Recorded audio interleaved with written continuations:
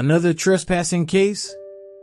The assistant DA barely glanced up as he thumbed through the manila folder like it was junk mail. Third offense. Broke into a condemned school building again. This time, the old gym. Caught red-handed, chalk in hand, writing on a blackboard like it was still 1982. They all turned. A fragile man stood cuffed between two officers. His coat was frayed. The sleeves, far too long. One shoe had a broken sole. The other was a woman's sneaker. But his eyes held years, like pages folded but never torn. He looked like a ghost. But the silence around him wasn't pity. It was confusion. The judge didn't even glance up at first. Name? The man stood a little straighter, as if answering roll call again. Mr. Harold Jennings. Former literature teacher. Washington High. And in that moment, time stopped. A bailiff dropped his pen. A woman in the gallery whispered, "Wait." And a juror gasped, covering her mouth. He taught my mother. Suddenly, the room wasn't a courtroom. It was a classroom. And the ghost standing at the front was the man who once lit matches in young minds. The prosecutor tried to reclaim the room. "Your Honor, this man broke into government property. And what he wrote was unusual." He opened the file with too much force, as if facts could silence feelings. "See for yourself. There is no such thing as a bad kid, only unread stories. The bell doesn't dismiss you. Life does. Today, we read Baldwin. Tomorrow, we become him." The court reporter paused. Her fingers hovered.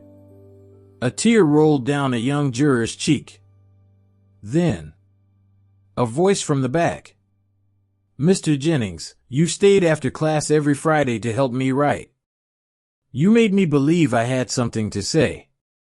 A man in uniform stepped forward. "You wrote me a letter of recommendation. I got out. Because of you."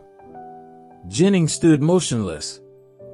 His body was aging, but his eyes still remembered every name. The judge asked quietly, "Why were you in that building?" The old man cleared his throat like it was his last lesson. "I was trying to finish what I started. I left when I got sick." Quietly. "Didn't want them to see me shrink. They shut the school down. No goodbye. No closure. So I went back. With a piece of chalk, to give the lesson I never did." No one moved. Even the air stopped listening to itself. The courtroom didn't breathe. The judge removed his glasses, wiping away something unspoken. 38 years, Jennings whispered. "I thought I'd live in yearbooks. Turns out, I became the ghost in the hallways no one walks." He looked at the jury, the gallery, the DA, and finally, the judge.